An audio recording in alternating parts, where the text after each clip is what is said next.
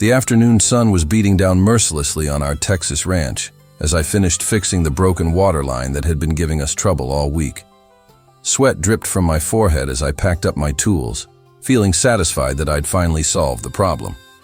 It was nearly 4 o'clock, and I knew Lisa would be expecting me back at the house soon for an early dinner before we headed into town for the annual county fair.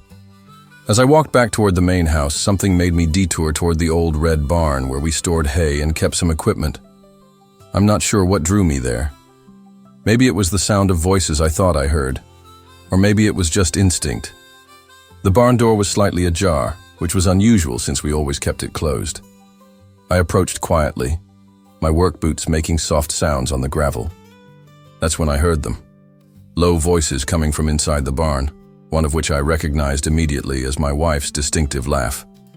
But there was something different about it, something intimate and secretive that made my stomach clench with dread.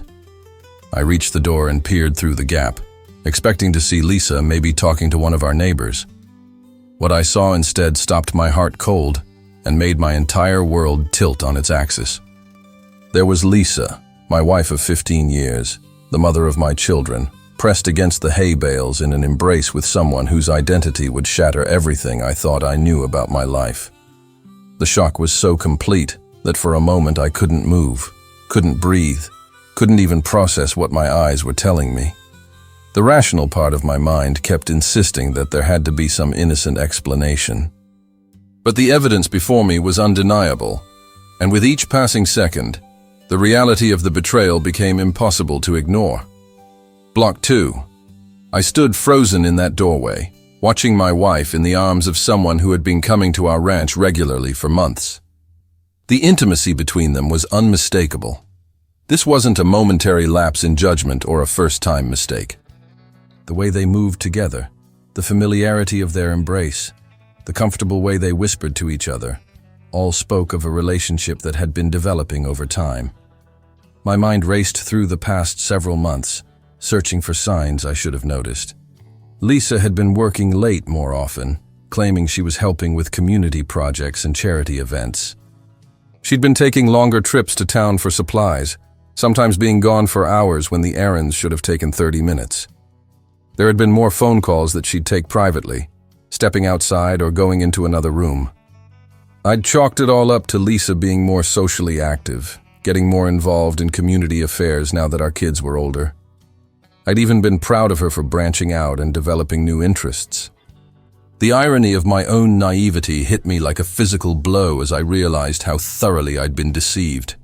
The person she was with was someone I'd trusted, someone who had eaten at our dinner table, someone who had played with our children, someone who had been part of our lives in ways that made this betrayal cut even deeper. The implications of who it was began to dawn on me, and I felt sick to my stomach as I realized this wasn't just about my marriage falling apart.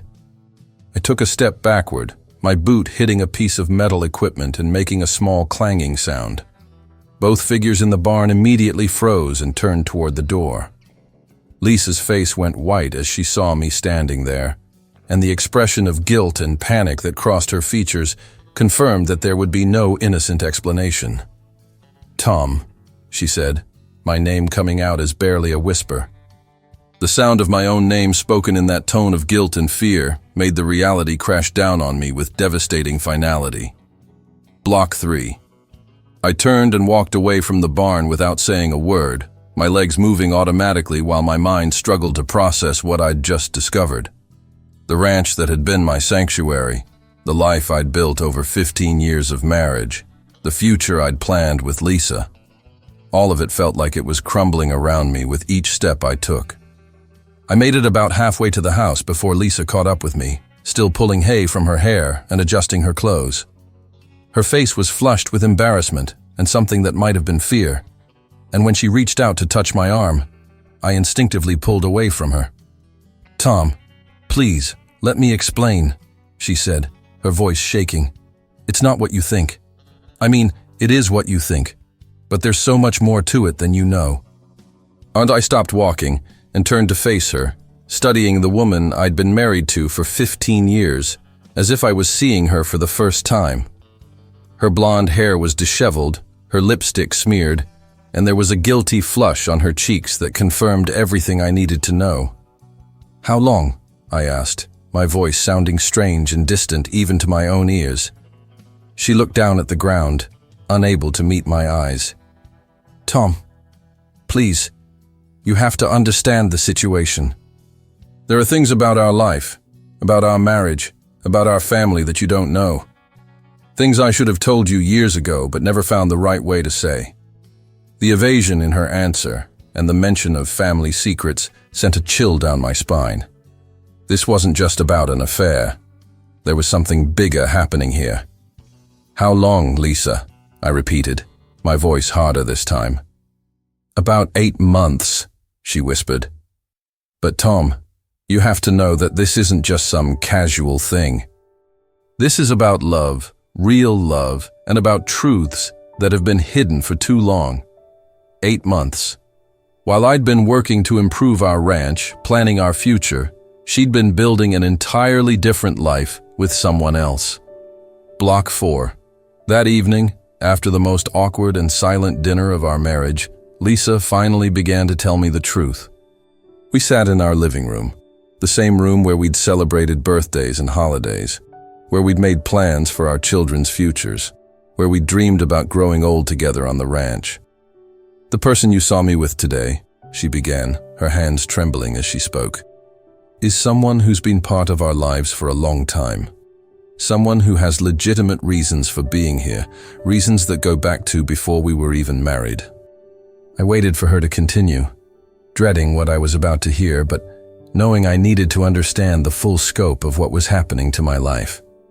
"Tom, our daughter Sarah isn't your biological child." The words hit me like a physical blow, even though some part of me had been preparing for devastating news. Sarah, our 17-year-old daughter who had my eyes and Lisa's smile, who called me daddy and came to me for advice about everything, wasn't actually mine. "That's impossible," I said, though even as I spoke the words, I was thinking about Sarah's features, her personality traits, the ways she was different from our other 2 children. "She looks like me. Everyone says she has my eyes." Lisa shook her head sadly. "She has brown eyes, just like you do, but so do a lot of people. Tom, I got pregnant with Sarah right before we got married. I told you she was premature, but she wasn't. I was already 3 months along when we had our wedding." The timeline she was describing made my head spin. We'd gotten married in a small ceremony when Lisa told me she was pregnant with our first child. I'd been so excited about becoming a father that I'd never questioned the details about Sarah's birth. "Who is her father?" I asked, though I was beginning to suspect I already knew the answer. "Your brother Jake." The confirmation felt like the final nail in the coffin of my old life. Jake, my younger brother, who lived in the next county over, who visited our ranch regularly, who had been part of every major family event for the past 15 years. Block 5. The revelation about Sarah's paternity explained so many things that had puzzled me over the years. Why Jake always seemed to know about Sarah's achievements before I told him. Why he'd been so insistent on contributing to her college fund. Why Lisa and Jake sometimes had private conversations that would stop abruptly when I entered the room.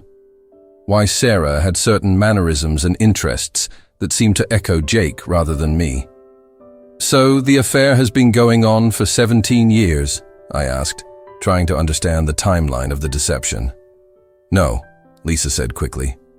"Jake and I were together briefly before you and I started dating seriously.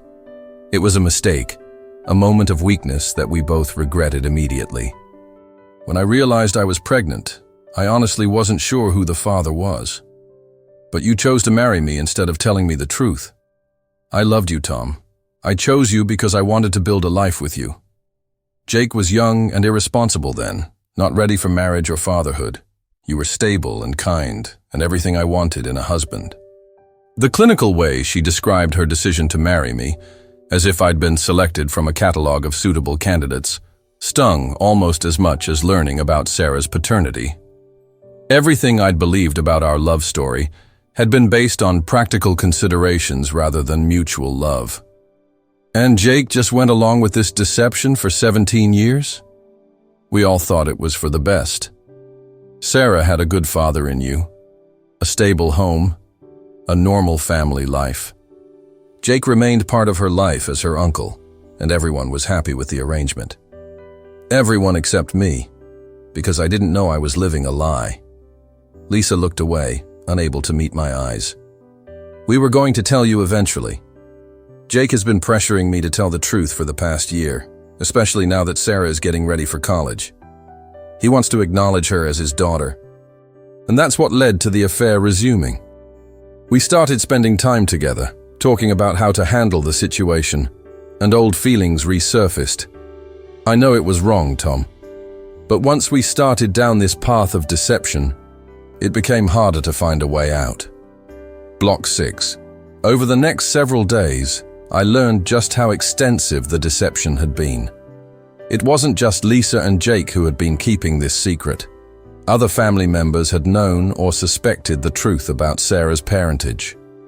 My own mother had apparently figured it out years ago but had never said anything to me, choosing instead to protect what she saw as a stable family arrangement.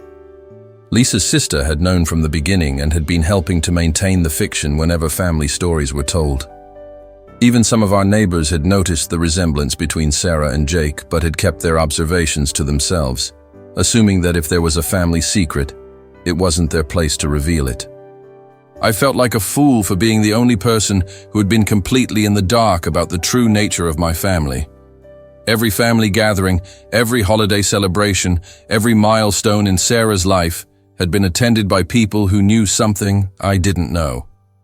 The humiliation of being the unknowing cuckold was almost as painful as the betrayal itself. The hardest part was figuring out how to relate to Sarah, who was innocent in all of this, but whose very existence now represented the foundation lie upon which my entire marriage had been built. She came home from school each day expecting the same father she'd always known, not realizing that her entire family structure was in the process of imploding. I found myself studying her features obsessively, looking for signs of Jake that I should have noticed before. Her laugh did sound like his. Her stubborn streak and her artistic abilities were traits that came from his side of the family rather than mine. Even her way of tilting her head when she was thinking was a gesture I'd seen Jake make countless times. But she was also the child I'd raised, the daughter who had come to me with scraped knees and hurt feelings, who had learned to ride horses on our ranch, who had helped me with chores and asked me to teach her to drive.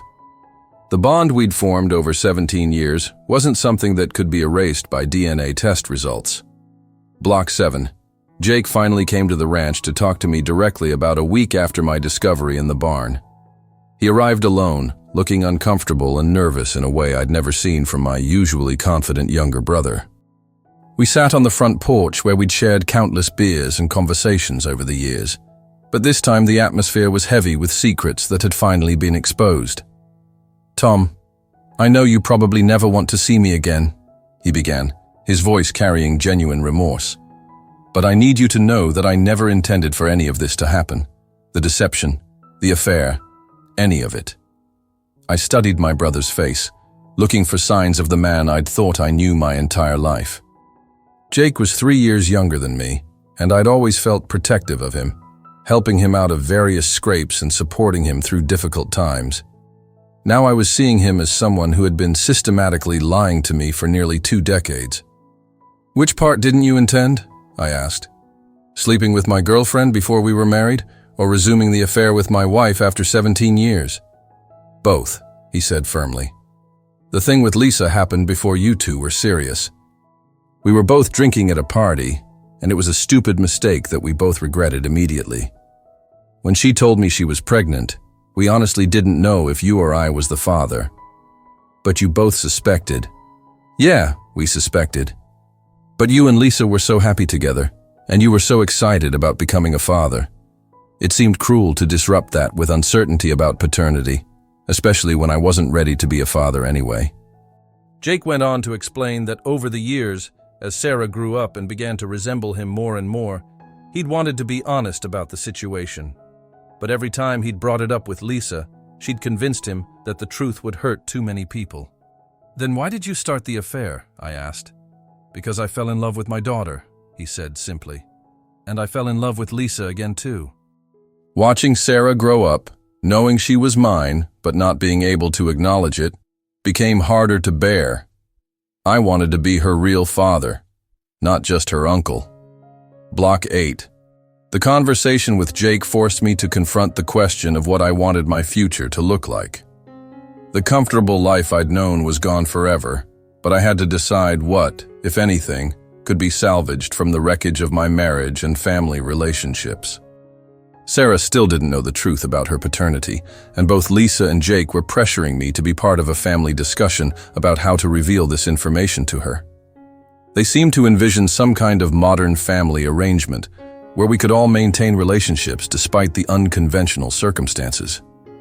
But I couldn't see past my own pain and anger to imagine such a scenario.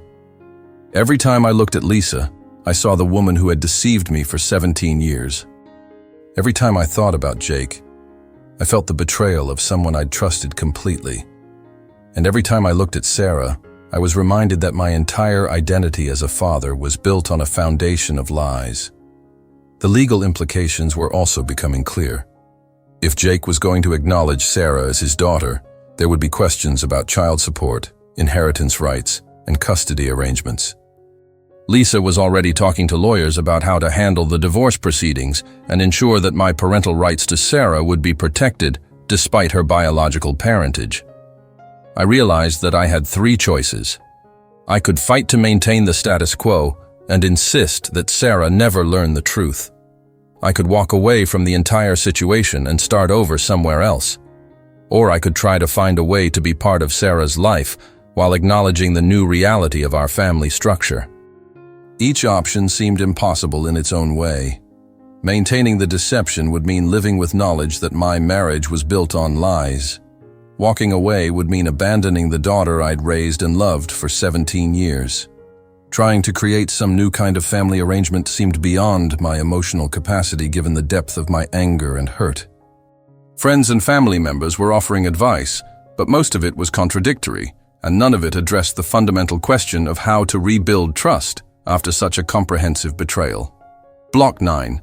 The decision of how and when to tell Sarah the truth was taken out of our hands when she overheard one of the heated arguments between Lisa and me about custody arrangements and DNA tests. She confronted us the next morning at breakfast, demanding to know what we'd been talking about and why there was suddenly tension between her Uncle Jake and me. Lisa and I exchanged glances across the kitchen table, both of us realizing that the moment we'd been dreading had arrived. Sarah was a smart, perceptive teenager who had clearly picked up on the undercurrents of family drama that had been building over the past few weeks. "Sarah, honey, there's something we need to tell you about our family," Lisa began, her voice shaking with emotion. "Something that we should have told you a long time ago." I watched my daughter's face as Lisa explained the truth about her parentage, seeing her expression change from confusion to shock to something approaching devastation.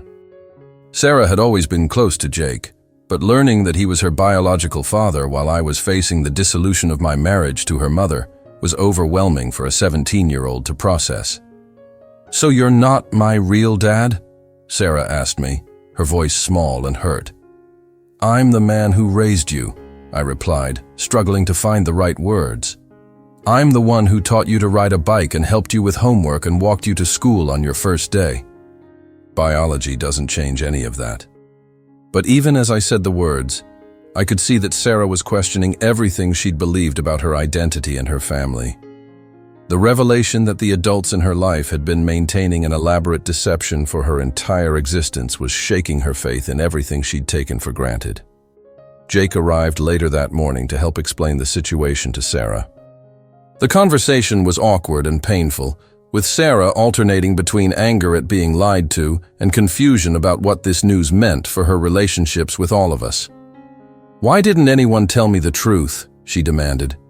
"Did you all just decide that I was too stupid to handle knowing who my real father was?" "We thought we were protecting you," Jake said. "We thought it was better for you to have a stable family rather than deal with the complications." Block 10. The weeks following Sarah's discovery of the truth were some of the most difficult of my life. She was struggling to process the revelation about her parentage, while also dealing with her parents' divorce and the complete upheaval of everything she'd believed about her family. Her grades began to suffer, and she withdrew from her friends and activities. Lisa moved out of the ranch house and into an apartment in town, taking our 2 younger children with her. The custody arrangements for Sarah were complicated by the revelation about her parentage, and she was splitting her time between my house, Lisa's apartment, and increasingly frequent visits with Jake. I found myself alone in the house where I'd planned to spend the rest of my life, surrounded by memories of a family that had never really existed in the way I'd believed. The ranch work continued, but it felt mechanical and pointless without the sense of building something for my family's future. The financial implications of the divorce were also becoming clear. Lisa was entitled to half of everything we'd built together over 15 years of marriage, including half the value of the ranch that had been in my family for generations. The legal fees alone were eating into our savings, and I was facing the possibility of having to sell parts of the ranch to meet the settlement requirements. Jake offered to help with the financial burden, claiming that he owed me restitution for the deception he'd participated in. But accepting money from him felt like adding insult to injury, another reminder that my entire life had been built on foundations that weren't solid. The hardest part was watching Sarah struggle with her identity and her relationships with all of us. She was angry with Lisa and Jake for lying to her, confused about her relationship with me, and resentful that adult decisions had turned her life upside down, just as she was preparing for college. Some days she would come to the ranch, and we would work together the way we always had, falling back into the comfortable father-daughter relationship we'd built over 17 years. Other days she would look at me with questions in her eyes, clearly wondering whether our bond was real or just another adult fiction. Block 11. As the divorce proceedings dragged on and the custody arrangements became more formalized, I had to face the reality that my life was being permanently divided into before and after this discovery. The man I'd been, a happily married rancher with 3 children and a clear sense of his place in the world, no longer existed. I had to figure out who I was going to become. Sarah's relationship with Jake was developing in ways that were both heartwarming and painful to watch. He was clearly trying to make up for 17 years of not being able to acknowledge her as his daughter, and she was responding to his attention and affection. But there was also awkwardness as they tried to figure out how to be father and daughter after years of being uncle and niece. The ranch that had been my sanctuary was now filled with reminders of everything I'd lost. Every room in the house, every fence line and pasture, every piece of equipment carried memories of the family life I'd thought I was building. I began to consider whether staying there was healthy for me, or whether I needed to make a complete break and start over somewhere else. My relationship with my extended family was also permanently changed by the revelations. Some family members had known or suspected the truth and hadn't told me, which felt like additional betrayals. Others were struggling to maintain relationships with both Jake and me, despite the family rift that had developed. The small community where we lived was also dealing with the fallout from our family drama. In a rural area where everyone knows everyone else's business, the revelation about Sarah's parentage and the affair between Lisa and Jake had become a source of gossip and speculation. Lisa and Jake were now living together openly, no longer hiding their relationship. They seemed relieved to finally be honest about their feelings, but their happiness was a constant reminder of my own loss and displacement. Sarah was spending more time with them, getting to know Jake as her father, and trying to build the relationship she'd never been allowed to have. I realized that fighting the new reality wasn't going to bring back my old life or undo the deceptions that had shaped my marriage. The only choice was to accept what had happened and try to build something new from whatever pieces of my life remained intact. Block 12. 2 years after that devastating day in the barn, I've built a new life that bears little resemblance to the one I lost. I sold the ranch and used my share of the proceeds to buy a smaller property in another state, far enough away to start fresh, but close enough that Sarah can visit when she wants to maintain our relationship. The divorce was finalized 18 months ago, and Lisa and Jake are now married. Sarah calls him Dad and me by my first name, though she still comes to visit several times a year and we maintain the bond we built during her childhood. It's different now, more honest, but also more fragile. But it's something real that survived the destruction of everything else. I've started a small agricultural consulting business, helping other ranchers optimize their operations. The work is satisfying and draws on the knowledge I gained during my years of marriage and family life, even though that life ended up being built on deceptions.